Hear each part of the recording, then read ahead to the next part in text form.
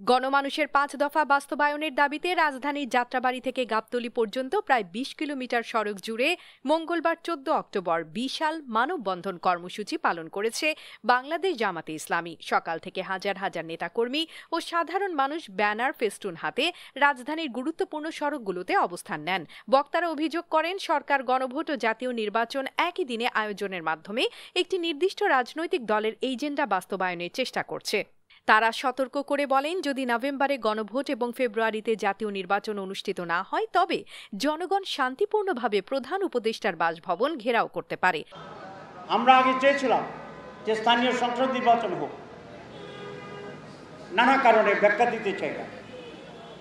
তখনও বলছিলেন যে এটা করে যদি ফেল করি তাহলে তো ফেল করলে তো এটাতে করাই ভালো, জাতীয়টাতে করলে তো সব ফেল।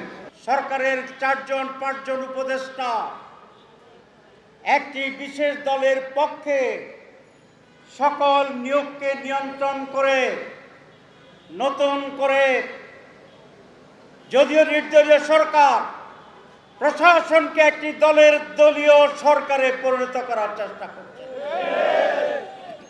আমি পুলিশের ঊর্ধ্বতন কর্মকর্তার সাথে আলোচনা করেছিলাম, সেখানেও একই রকমের কথা যে প্রচন্ড চাপ কোন একটি দলের লোকদেরকে নিয়োগ দেওয়ার জন্য।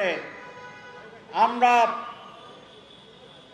বলতে চাই, কোন একটি দলের লোককে বিভিন্ন গুরুত্বপূর্ণ সিভিল এবং পুলিশ প্রশাসনে বসিয়ে যেই নীল নকশার নির্বাচন করার ষড়যন্ত্র চলছে, এতে নির্বাচন সুষ্ঠু হওয়ার কোনো লক্ষণ দেখি না।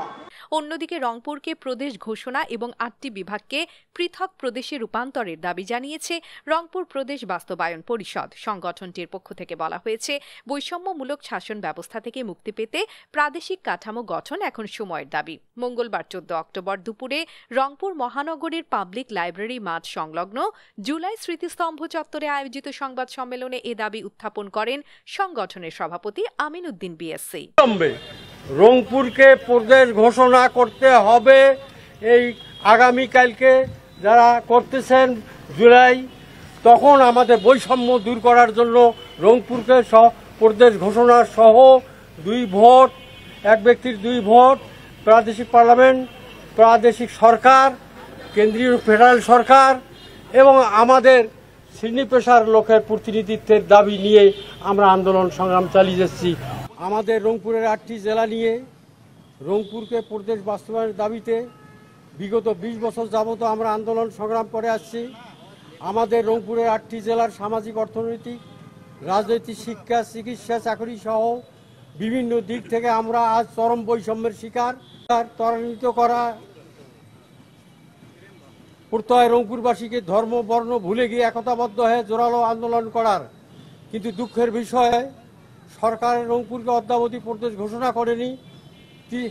সেই সাথে আমরা 30টা মহাপরিকল্পনা বাস্তবায়ন হয়নি, গ্যাস আসেনি, শিল্প কারখানা গড়ে উঠেনি, বেকার সমস্যা, ঔপনিবেশিক শাসন ব্যবস্থার বিপরীতে স্বাধীন দেশের উপযোগী রাষ্ট্র ব্যবস্থা প্রবর্তনের দেশ শাসনেও রাজনৈতিক দলের সাথে শ্রমজীবী, কর্মজীবী, পেশাজীবী ও সমাজ শক্তির অংশীদারিত্ব সাংবিধানিক নিশ্চিত করতে হবে, যা মূলত কার্যকর জাতীয় ঐক্য গড়ে তুলবে। শুধুমাত্র রাজনৈতিক দল কর্তৃক বিদ্যমান সমাজের গণ আকাঙ্ক্ষা পূরণ হওয়া সম্ভব হচ্ছে না।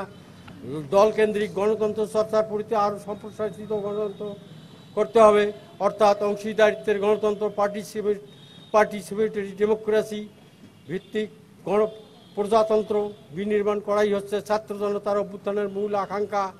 এই ধরনের রাজনীতি ব্যবস্থাপনা রাষ্ট্রকে অন্তর্ভুক্তিমূলক করবে এবং সমাজের সকল অংশের মানুষের আত্মবিকাশ ও জ্ঞান ভিত্তিক সমাজ গঠনের সুযোগ নিশ্চিত করবে।